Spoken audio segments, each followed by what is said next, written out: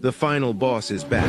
It's go time. Season 3 is here. Are you tuning in? Every Sunday is Sitting Down Sundays with The Final Boss. Get ready for an inspiring journey as we dive deep into the transformation from the nation's capital to the entertainment capital of the world. This is the conversation that will ignite your dreams and fuel your ambitions. What you'll experience: game-changing insights from industry leaders, real talk about making impossible dreams possible, the blueprint for leveling up your life, motivation that hits different. This isn't just another podcast episode.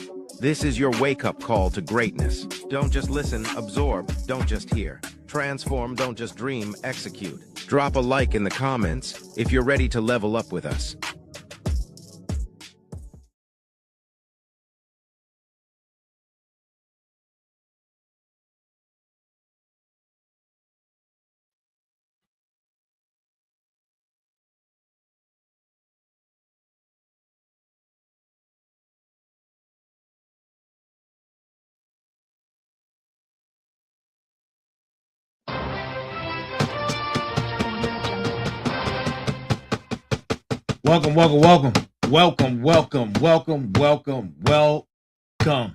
Welcome to the Final Boss podcast.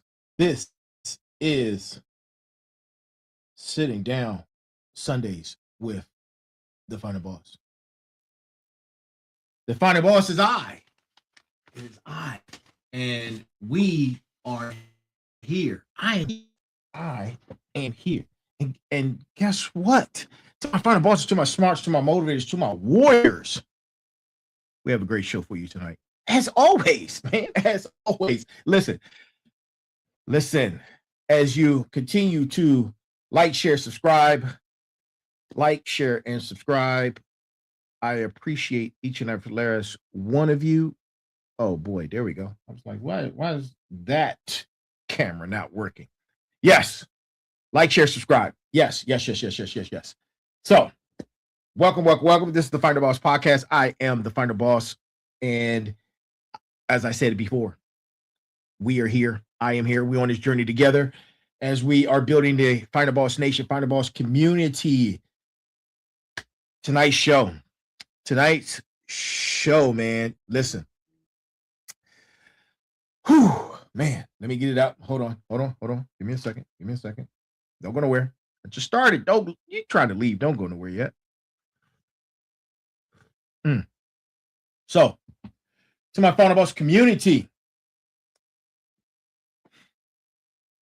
I'm your host, and I'm coming to you live.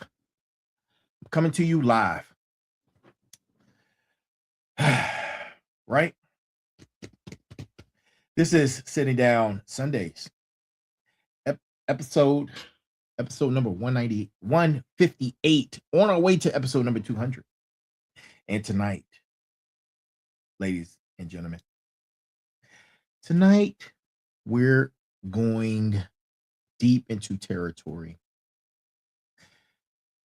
that's going to separate the average from the elite.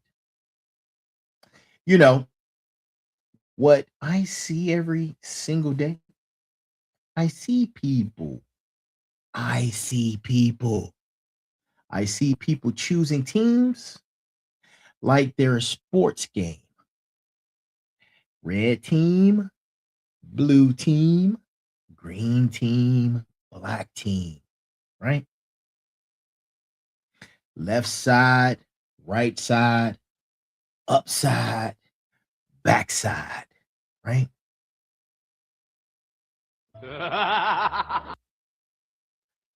It's either my way or it's your way. And you know what that tells me? That tells me that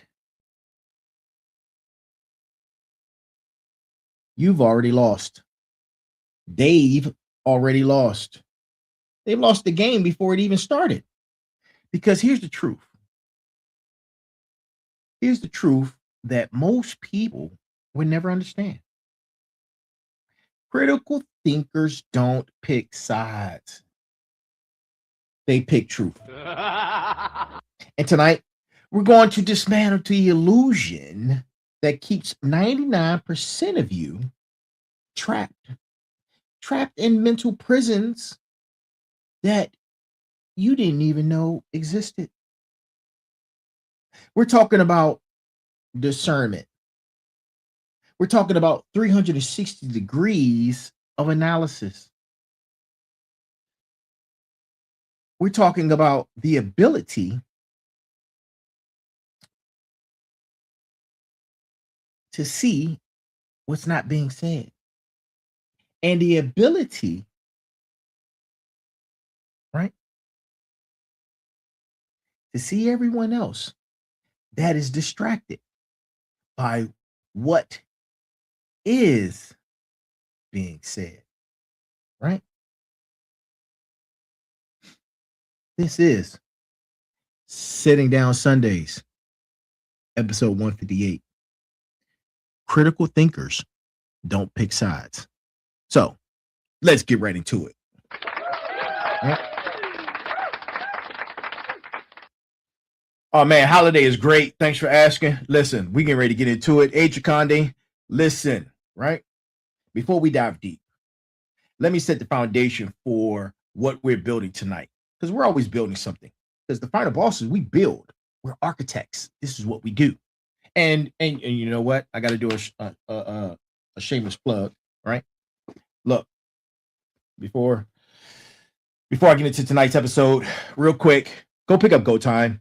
This is my first book, right? 330 something pages of valuable instruction, motivation, manuscript, motivation workbook. Look, it's written like a workbook, like a textbook.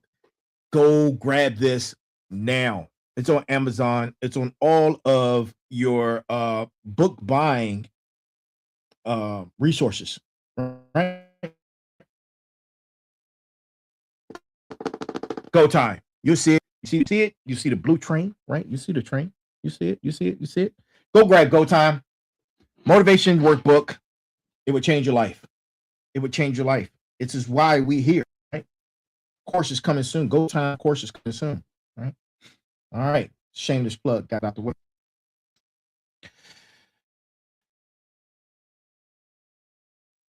Like I said, architect lives, right? Our lives within and our lives without. All right. Now, a lot of you guys don't know that I was a 9/11 Pentagon survivor. I served in dual theaters, Iraq and Afghanistan, right? Most don't serve at both, served in both, right? Okay. Yes, I'm a combat veteran. And I'm someone who's been in rooms where the stakes were life and death. Where picking the wrong side definitely meant plastic bags, if you understand my meaning. So tonight, this episode is for my smarts. This is for my smarts. This is dedicated for my smarts. Those critical thinkers who are in our community who refuse to be manipulated, who refuse to accept surface level narratives, who demand to see the whole picture, right? Before making informed decisions. And that's going to be our show for tonight, man. But right before we get into our show, let's talk about the brass tacks. So, and here's the brass tacks, right? Tonight's brass tacks. The truth doesn't take sides. It exists independent of your beliefs, your feelings, and your allegiances. Your job isn't to pick a team. It's to find what's real, regardless of which team benefits. That's the standard we're holding ourselves to tonight. Not comfort, not confirmation, truth. Now, let's build this truth, right? That's what we do. We're builders, we're architects. And here's something that most people fail. Most people fail at this. Before they even start, they believe every issue has exactly two sides. And that's where you're wrong. But reality doesn't work in binaries. Reality is a spectrum of infinite possibilities, infinite consequences, and infinite interconnected systems. We love systems over here at the Final Boss, right? When you force complexity into a binary choice, you're not simplifying, you're destroying necessary critical information. Think about this, right? Think about it. I'm gonna use the military example. Let's talk about military terms, right? Because I led with military terms. And I've been in combat, so I know the enemy isn't just good or bad. They have motivations, resources, alliances, weaknesses, and unpredictable human elements. If a commander only thinks attack or retreat, which is binary thinking, right? They're going to get their unit unalived, right?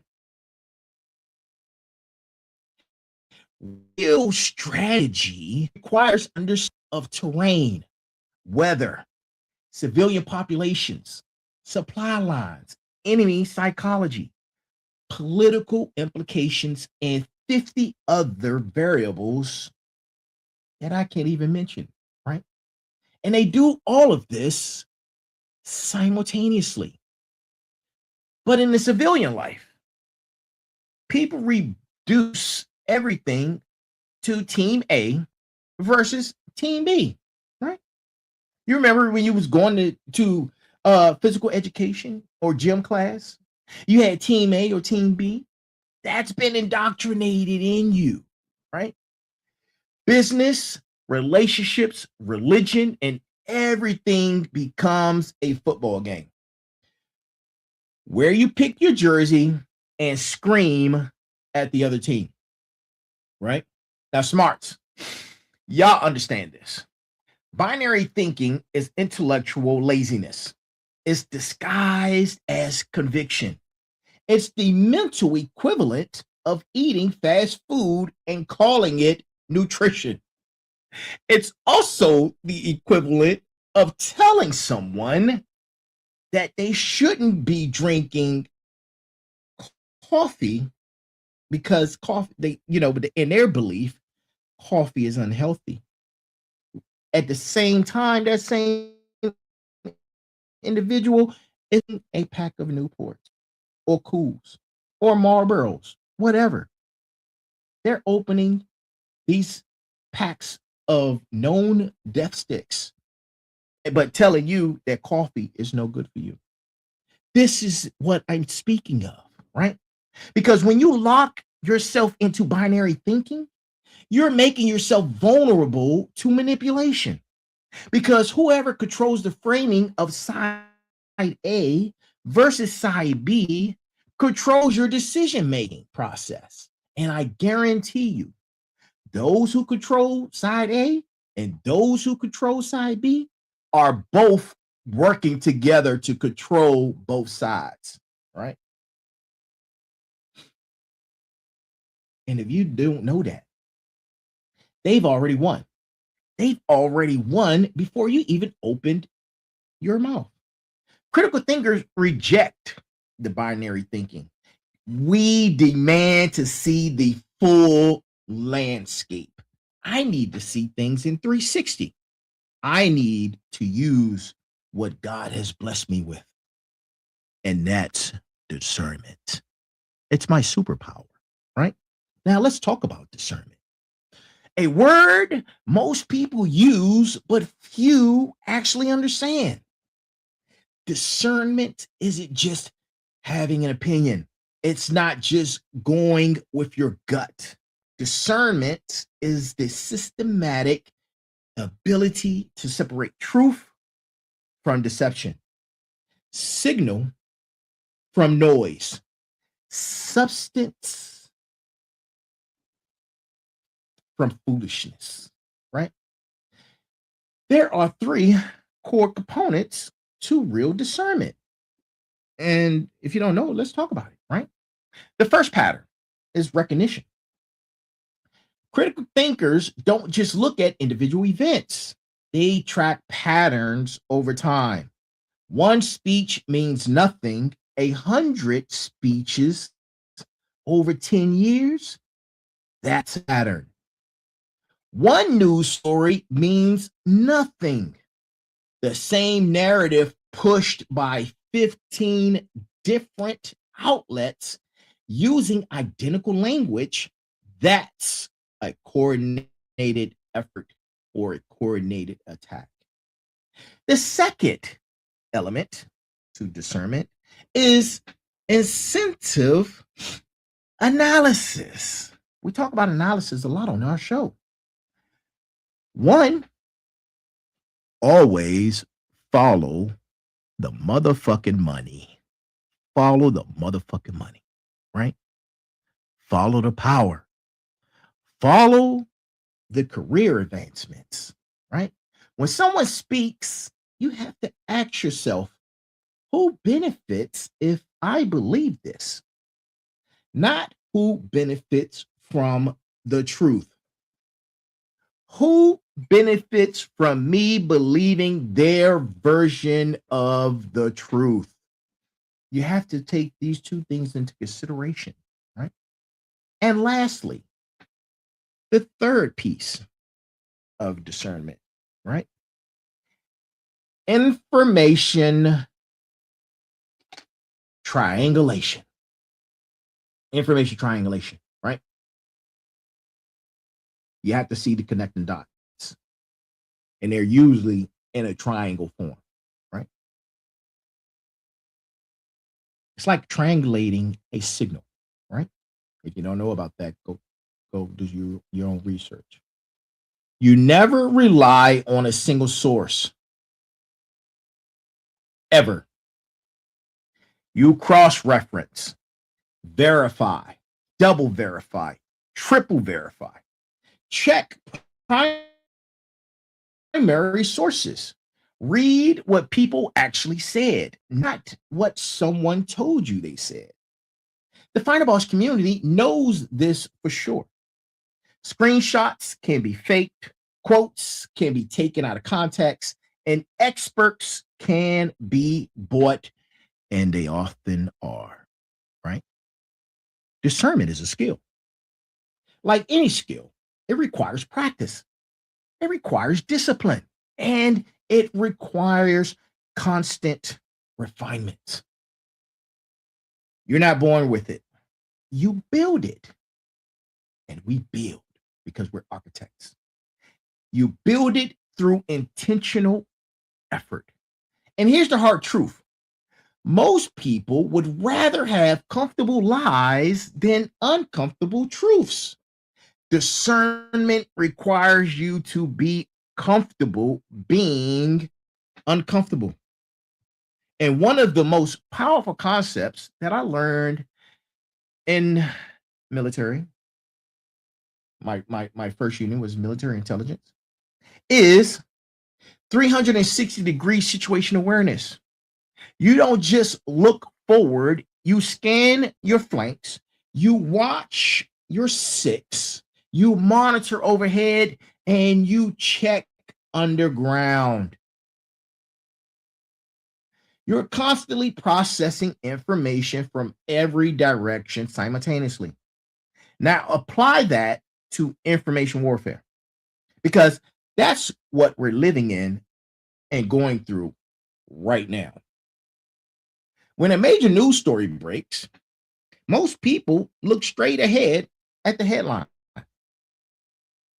Critical thinkers, we're asking questions. We're asking, what's the source of this information?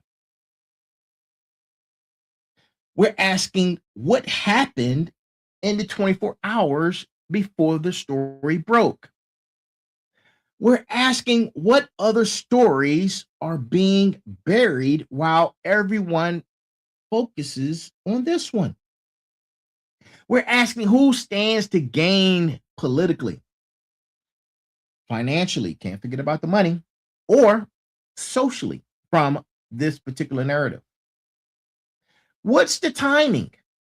Why now? And not last week or the next month? Or why did they put it off so long until now? You have to ask those questions. Then we also ask, what are the international implications that aren't being discussed? What historical precedent exists for this exact scenario? And then, and lastly, how does this play into the overall game? It's a pattern, right? You have to recognize these patterns. You're reading it 360 degrees.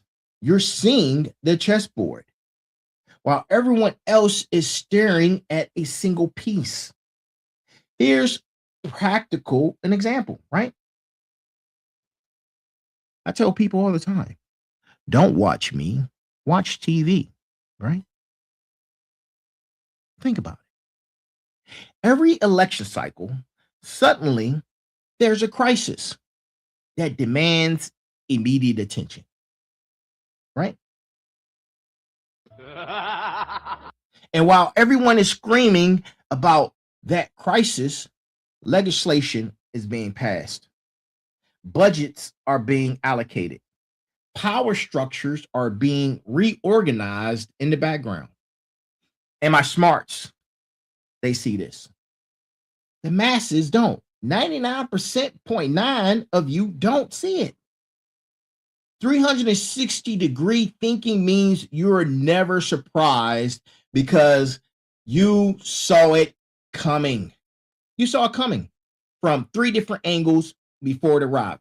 Hey, you, don't go nowhere. I'm talking to you. Stay right there. Stay right there. Stay with me, right? You have to start analyzing things from a perspective of what truth is not being said. And to understand that is a skill. It's a skill that separates the truly elite critical thinkers from everyone else. Understanding that the most important information is often what's being omitted. Stay with me. As an MP, right? I'm getting ready to give away some sauce. As an MP, I went to a class of interrogations. And I still have those books, right? And in interrogations, and listen, I've conducted plenty, right? The most revealing moments aren't what the subject says, it's what they don't say. The questions they dodge, the topics that they redirect from, the specifics that they keep vague, right? The same principle applies to media, right? The same principle applies to media. The same principle applies to corporate communications. The same principle applies to government statements, and the same principle applies to your personal relationships.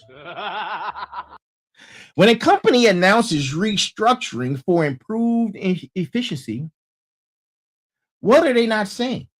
Because I know what's about to happen. Anytime a company says, we need to restructure for improved efficiency, that means they're getting ready to fire a mass amount of people, right? And you don't know that, right? That's what they're not saying.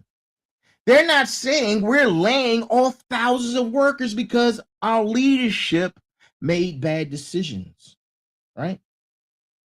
When politicians say mistakes were made, what they're not saying, right, is I personally made these specific mistakes.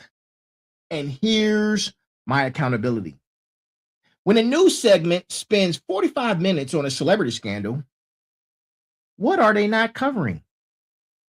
They're not covering the major policy changes, international developments, or financial manipulations happening while you're distracted.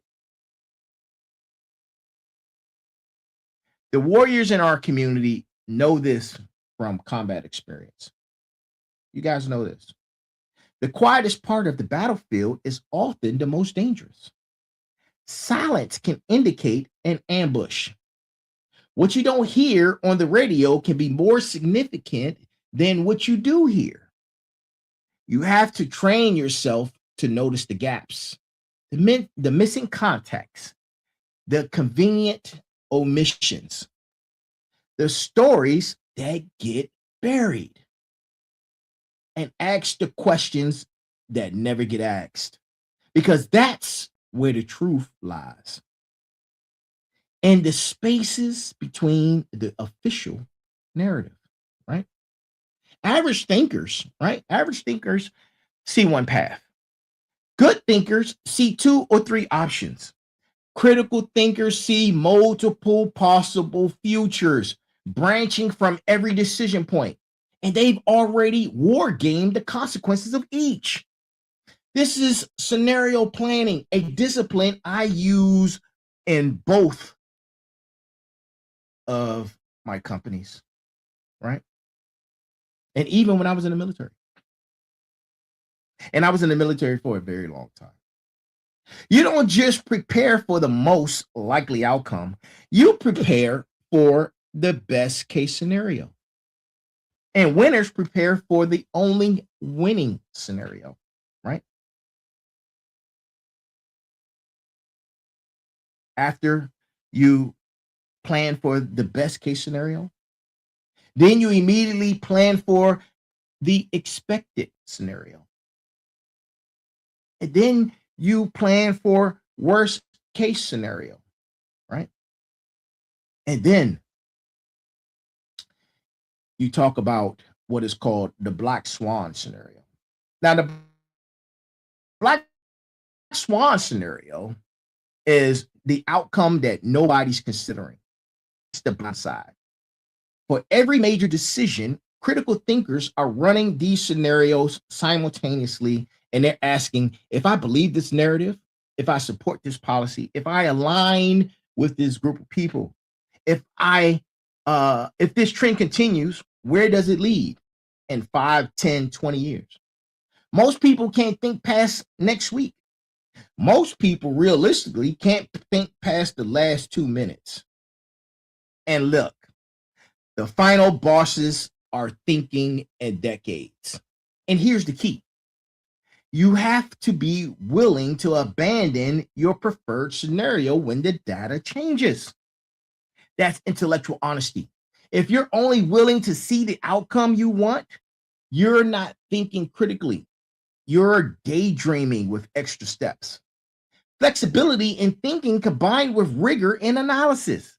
That's the combination that creates unstoppable strategic thinkers, right? Now let's talk about one of the biggest obstacles for critical thinkers, right?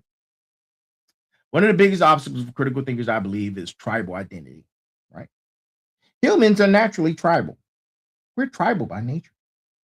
We evolved in small groups where loyalty to your tribe meant survival and betrayal meant death, right? That concept probably served us well for about 200,000 years. But in the information age, tribal thinking is a weakness. It gets exploited very easily by anyone who understands mass psychology. And here's how it works. I'm giving you the sauce. Here's how it works. You identify with a group. Let's say you identify with a political party, right? Or you identify with a certain ideology, or you identify with a certain brand, religion, whatever. that group becomes part of your identity. And once something becomes part of your identity, you can evaluate it objectively. You can't evaluate it objectively anymore, right? Because criticizing it feels like criticizing yourself. And there's nothing like a human admitting that they were wrong. It's damn near impossible. The energy and the way your brain operates won't allow the admittance of you were wrong. You would rather crash out. You would rather burn the world instead of admitting that you were wrong or letting others see that you were wrong, right? You would defend those positions you don't even agree with just because your team holds them. You'll attack arguments you know are valid just because they came from the other team. Your brain literally shuts down its analytical capacity to protect your dumbass ego. I see this all the time. I see it all the time. People who know a policy is terrible will still defend it publicly because they're loyal to the administration, right? They see it, and you see it in business. Executives defending failed strategies because admitting failure means admitting they were wrong. The smarts have learned to break this pattern. They understand that loyalty to truth is higher than loyalty to any group. And here's your test. Can you articulate the strongest arguments against your position? Can you steel man the opposing viewpoint instead of creating straw man versions to knock down? If you can't, you're not thinking critically. You're just wearing a jersey with some pom-poms, cheering for the wrong side. Flag on the play. That was about to be, red flag. Damn. You're just wearing a jersey with some pom-poms, right? Cheering for your team. Critical thinkers are intellectually homeless. They don't belong to tribes. They belong to reality, right? And if you can't recognize when you're being, let's talk about, before we do that, let's talk about manipulation, but hold on. You see this cup? What it say? Employee of the month. Employee of the month. That's me. If you can't recognize when you're being manipulated, you're not a critical thinker. You're just someone who thinks they're thinking critically while following someone else's script. Let me break that down for you, right? Let me break that down. The most common manipulation techniques used in media, politics, and social engineering, right? The first one, emotional hijacking, right? Emotional hijacking. Emotional hijacking is when you bypass your rational brain by triggering fear, anger, or outrage first. And then once you're emotional, you stop analyzing. You stop analyzing, right? Threat, destroy everything you love unless you act now.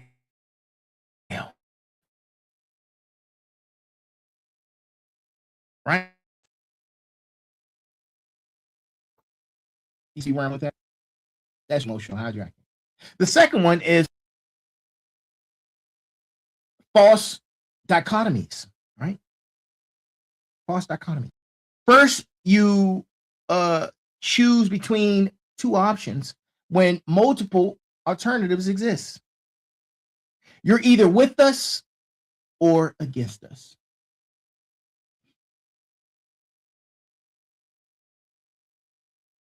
No, I can't be against both of you.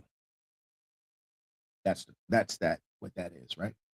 The third one is authority fallacy, right?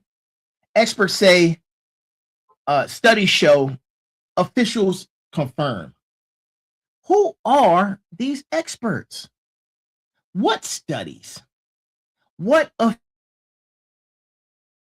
officials? What are their incentives? Most people stop questioning as soon as they hear authority, right? The fourth is social proof. Everyone believes this. The majority supports. All reputable sources agree. The truth isn't determined by popularity. History is full of examples where the majority was catastrophically wrong, right?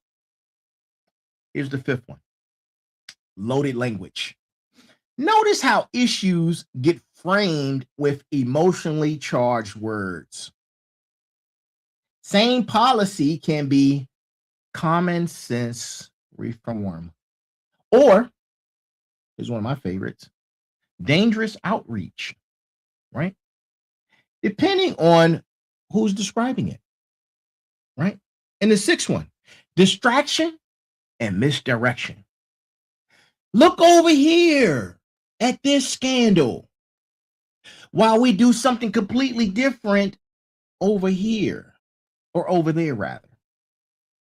The motivators in our community need to understand this because you're coaching others.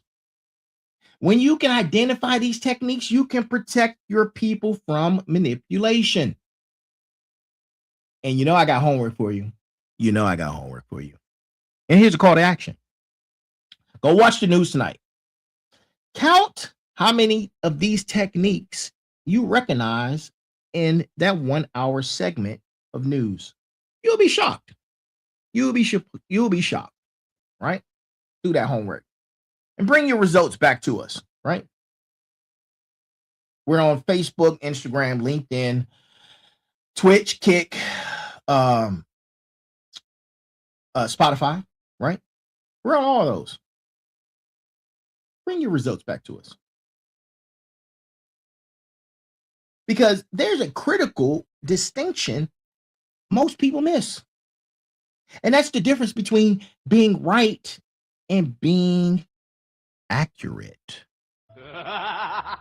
Being right is about ego. It's about winning arguments, validating your worldview. It feels good, but accomplishes absolutely nothing. Being accurate, on the other hand, is about truth. It's about adjusting your understanding when you get new information. It requires humility, flexibility, and the willingness to say, I was wrong. When the data proves it. I learned this in combat, man.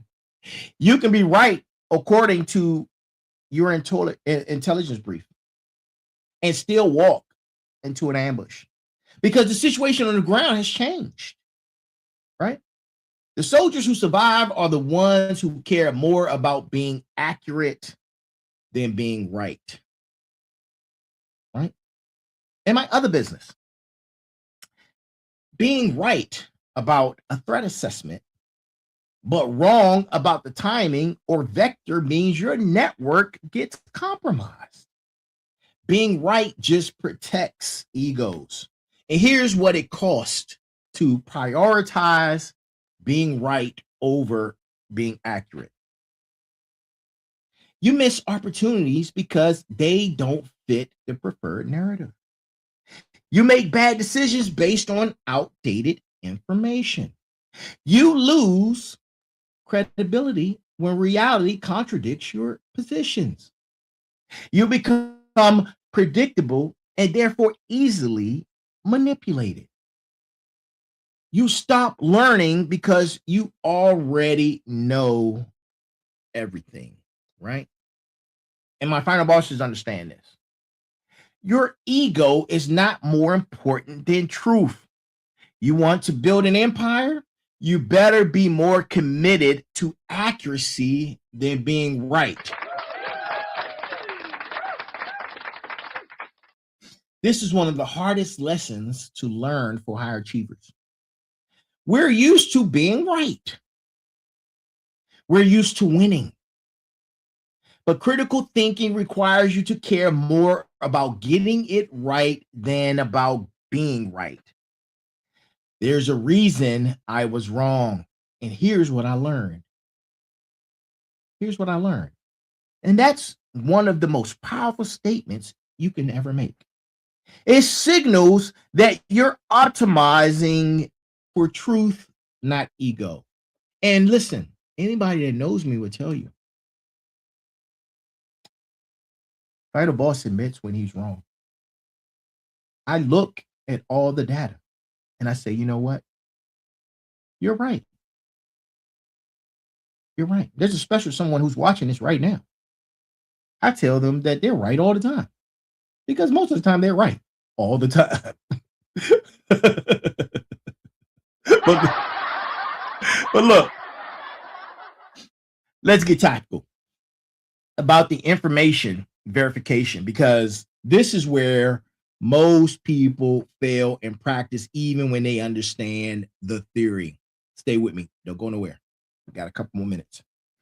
All right. Rule number 1, always go to the primary source. When someone tells you this person said this terrible thing, don't read the headline about what they said. Go find what they actually said. Full transcript. You need to see the whole thing. The complete context. You'll be amazed how often the reality is completely different from the summary, right? And rule number 2, verify the chain of custody for that information, right? Where did the information originate? Who reported it first? What's their track record? What's their funding? What's their agenda? Information gets distorted every time it passes through another intermediary. It's like playing the telephone game. You remember the telephone game that we played as kids? You remember that, right? And rule number 3, always check the date. You know how many times I see people outraged about breaking news that's actually 3 years old, right? Or news that's just being recirculated. I see it all the time. People send me old stuff all the time and they have outrage in their captions. Did you see this? Can you believe this? What is going on? We're all going to be unalive. I'm like, slow your boots. That's 3 weeks old. I saw that 6 months ago, right? And immediately they're diffused. The outrage no longer exists, right? Date stamps matter. Context matters. Recycled outrage is a manipulation tactic. Why do you think certain reels stay on the spin cycle, right? They're looking for that outrage energy, right? Because they believe you've never seen it before. That's why it's recycled into your reel. Rule number 4, cross-reference multiple independent sources. Not 5 sources that are all citing the same original source, not 5 outlets owned by the same parent company. You need to see who owns these news agencies. You will be surprised.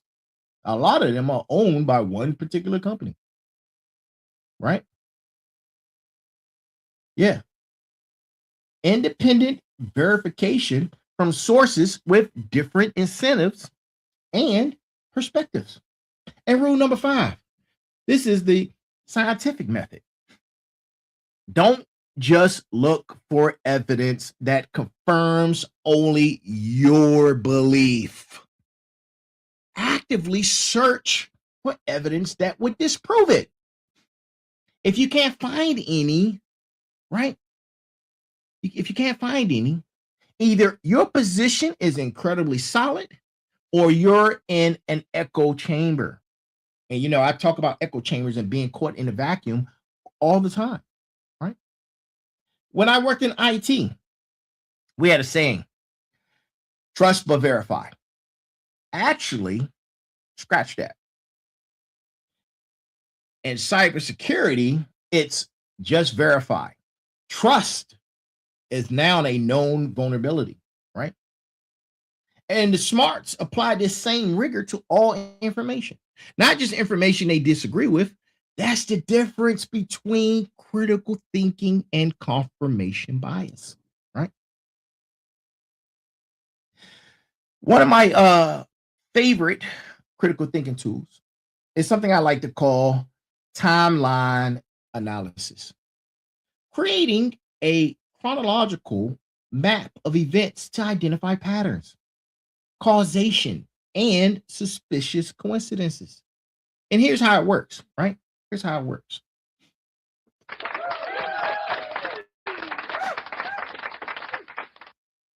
When a major event happens, instead of reacting immediately, you create a timeline. You map out everything that happened before, during, and after. You include official statements and watch how they've changed. You include financial movements and how the market reacts. You include political responses and the policies that come afterwards. You understand and see the media coverage patterns, and the narrative shifts. And when the narrative actually shifts, right? Look at the legal actions and the regulatory responses, international reactions, and diplomatic moves. Then you have to start asking yourself these questions, right? Ask what happened in the 48 hours before this particular event took place. Who benefited? What got announced? Or what passed while everybody was distracted? Did anyone seem to have unusual foreknowledge, right? What events does this parallel? Because they're always parallel. And what happened in the next scenario? I utilize this method analyzing multiple events that I've been involved in. One, including 9/11. Because I was there.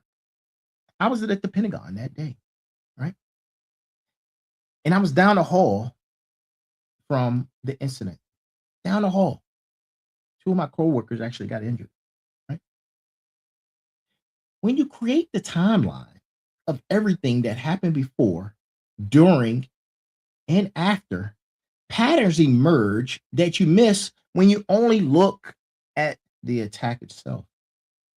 I use this method when I was conducting cybersecurity, analyzing breaches. The actual breach is often just one event in a much longer timeline of reconnaissance, social engineering, and exploitation. And my warriors know this. They know this because of their experience in combat. They understand the timeline of enemy movements, right? Enemy movements reveals their strategy. What looked random, what those random attacks look like, suddenly makes sense when you put the pieces together. When you see the pattern over a period of weeks, months, or however you've been doing your recon. This is advanced critical thinking. You're not just analyzing a movement, you're analyzing the of causation through time. Now, if you want to know whether someone is a critical thinker or just a partisan hack, right? Watch how they represent opposing viewpoints, right? Straw manning. Yeah, go look that word up. Straw manning. Straw manning is when you create the weakest possible version of your opponent's argument. Then defeat the weak version and claim victory. It's intellectually dishonest, and it's everywhere. Here's an example of straw manning. People who support policy X just hate freedom and what government controls everything, right? And they want government control of everything, right? The opposite of that is something called still manning. And still manning is when you construct the strongest possible version of your opponent's argument, even stronger than they might articulate themselves, and then engage with this strong version. And here's an example of still manning, right? The strongest argument for policy X is that it could prevent a Y outcome, which is which has historical precedence in these situations. And proponents believe the benefits outweigh the cost because of A, B, and C data points. However, here's where I think that analysis falls short. See the difference? Straw manning is for people who want to win. Still manning is for people who want to understand truth.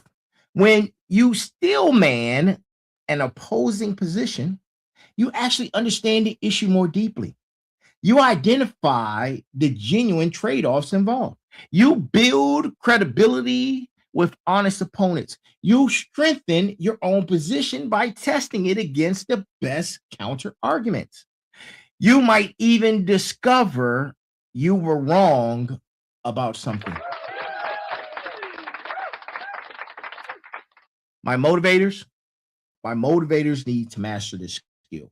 Because when you're coaching and leading others, you need to help them understand all sides of complex issues, not just create better soldiers for the team. And here's your challenge, motivators. Take a position you strongly disagree with.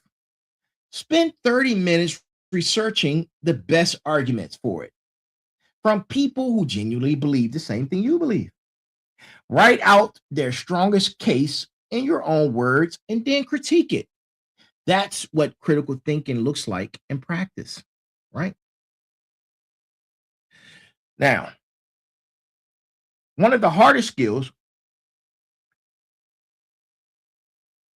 for any critical thinker to develop is the ability to say 3 powerful words, all right?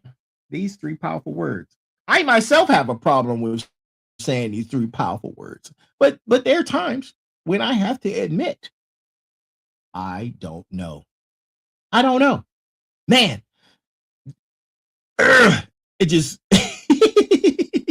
listen. I hate when I have to say I don't know because I am such a critical thinker that I believe if I don't have the information, I can get the information. I can find the information. I know where the information is at. But to just say I don't know, it comes off a bit lazy, in my opinion. But there's times I have to say I don't know. Now listen, we live in a culture that demands instant opinions on everything. Social media trains you to react immediately. News cycles move so fast that thoughtful analysis gets buried under hot takes. But critical thinkers understand the power of suspended judgment, the discipline of withholding your conclusion until you have sufficient data. This doesn't mean you're wishy-washy or uncommitted. It means you're rigorous. It means you're not going to let someone rush you into a position before you've done your due diligence. And for anyone who wants to ask me a question, if I pause or say, let me get back to you, or if I don't have an answer for this particular question at this very moment, please understand, I'm going to do my due diligence to answer your question and develop my position, right? Because that's what critical thinkers do. And listen, in military operations, we call this wait for positive identification. You don't fire unless you've confirmed your target. Shoot first and ask questions later. That's how you kill unalive civilians and create international incidents. Hint, hint, hint. In business, I've seen executives rush into decisions because they felt pressured to appear decisive. The ones who build sustainable empires, they take the time to gather data, run the numbers, and make informed decisions, even when it's uncomfortable to wait. Here's what suspended judgment looks like. I need more information before I can form a responsible opinion. That's interesting, but I want to verify from multiple sources before I commit to a position. I'm seeing conflicting data here. Give me 48 hours to research this properly. I don't have enough expertise in this area to have a well-informed opinion. And final bosses know. The ability to say I don't know is a sign of strength, not weakness. It means you have standards for your own thinking, and you're not under control of somebody else's thumb. Or when they put their knee or foot on your neck. The masses form opinions instantly based on headlines. The elite take the time to form conclusions based on evidence. Now ask yourself, which one are you? Ask yourself, which one are you? Right? Now, we're coming down the home stretch, right? Coming down the home stretch, batter up. Let's talk about building personal critical thinking framework. The systematic approach you use to evaluate any situation, claim, or decision. Stay with me. Stay with me. We're almost done. Right? Here's the framework I use personally, right? Built from 23 years of federal service, combat experience, and running multiple businesses. Step one. Identify the claim. What exactly is being asserted? Be specific. Vague claims can't be evaluated. Step two, identify the source. Who's making the claim? What are their credentials? What are their incentives? What's their track record? Right? And step three, go to the original source. Don't rely on summaries, headlines, or interpretations. Right? Step four, map it out. Map out the context. What's historical context? What's happening? What's happening simultaneously? What are the second order effects? And number five, analyze incentives. Who benefits from me believing this? Who benefits from me acting on this? Always follow the money and always follow the power. Right? Number six, identify assumptions. What assumptions does this claim depend on? Are those assumptions valid? And number seven, consider alternatives. What other explanations exist? What am I not seeing? What is being omitted? And number eight, test predictive power. If this claim is true, what should we expect to see happen? And if seeing that.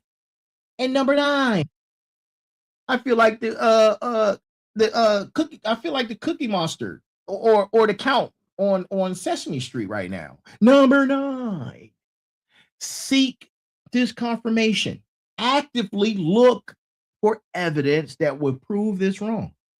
And can you find any evidence? And number 10, I'm going to audition for Sesame Street. I swear. Formulate provisional conclusion based on current evidence. What's the most accurate assessment? Hold it loosely. I'm out of fingers. Number 11, monitor and update. Continue gathering data. Be ready to revise your conclusion when new evidence emerges. This is the discipline of critical thinking made systematic, right? It's not about being the smartest person in the room. It's about being the most rigorous. And to my smarts, to my final bosses, to my warriors, to my motivators in our community, this framework is your armor against manipulation. This is how you protect your mind in the age of information warfare. Use it, refine it, make it your own, but never stop questioning, never stop verifying, and never pick a side over truth. That's what separates the critical thinkers from everyone else, right? That's what separates. And guess what? That's our time for tonight. Final Boss community, we've covered a lot of ground. From the illusion of binary thinking to building your personal critical thinking framework. From detecting manipulation to the discipline of suspended judgment. From reading in 360 degrees to understanding the truth in what's not being said. And here's what I want you to remember. Critical thinkers don't pick sides because they understand the truth doesn't belong to any team. Your job is to find what's real, regardless of which side benefits it, right? Your job is to find that truth. This is a skill. You build it through practice, discipline, and constant refinement. You're going to make mistakes. You're going to get fooled sometimes. That's the part of the process. That's part of the process. The goal isn't perfection. It's continuous improvement. For my smarts out there, you already know this game. You keep sharpening that discernment. Keep questioning everything, including your own assumptions. For my final bosses, apply this rigor to your business decisions, your strategic planning, your empire building. These leaders, right? You're the leaders. The leaders who think critically build empires that last. And for my motivators, take these principles and help others develop their own critical thinking skills. We need more people who can think, not just react. And for my warriors, you already know from combat that reading the situation accurately can mean the difference between life and death. Apply that same discipline to civilian life. And remember, right? You can follow me on Instagram at Turbo the CEO, right? Strong and growing, right? You can join the conversation on any of the social media platforms that we're on. Share your insights, challenge your thinking. And remember, tomorrow night at 9 p.m., we're coming back for Motivation Monday, right? And then on Tuesday, Tech Tuesday, with my co-host, the Sensei, right? Who's always joining me every Tuesday. And we're going to be breaking down the latest and greatest in tech and how it's shaping our future. And then on Wednesday, for Merger Wednesday, right? Where we bring the complexities of the future, AI kind and humankind, and bridging the gap in between. And then Thursday, we have special guest Thursday. And then we do it all over again on Sunday with Sitting Down Sunday with the Final Boss. Now, those of you who are interested in some of the resources that may be out there to prove your new skill, right? Go pick up and read Thinking Fast and Slow, right? By Daniel Kahneman. Go pick up The Art of Thinking Clearly by Rolf Dubely. Go pick up Influence, The Psychology of Persuasion by Robert Cialdini. Go pick up Factfulness by Hans Rosling. And lastly, go pick up The Scout Mindset by Julia Gallup, right? That's our show, man. And if this show resonates with you and all the information that has been presented, then let it marinate in your spine. And remember, there's a heavy pain that comes with discipline, but the pain of regret is even heavier. We are here. I am here. This is the Final Boss. We're building the Final Boss community upon the Final Boss Nation. And while you're building, also go pick up this resource. Go Time. All aboard the Fired Up train. This is your motivation manuscript. Hard copy. You see my wonderful face right here? Yeah. Hard copy. Go get the hard copy, right? Because if you ever run into me in the public, I have a Sharpie ready to sign your book. Make sure you get the hard copy. Again, Go Time. Your motivation workbook. And that's our show for tonight. To each and every single one of you, no matter where you're watching and what you're watching, good morning, good afternoon, good evening, and good night. Be equal. No, let me start all over. Be balanced, be equal, and be smart. That's our show for tonight. Episode number 158. On our way to episode number 200. Then we're going into season 4. Thank you for joining us. It's been fun. Y'all have a great evening. Have a great week. And I'll see you again tomorrow for Motivation Monday. Have a good one.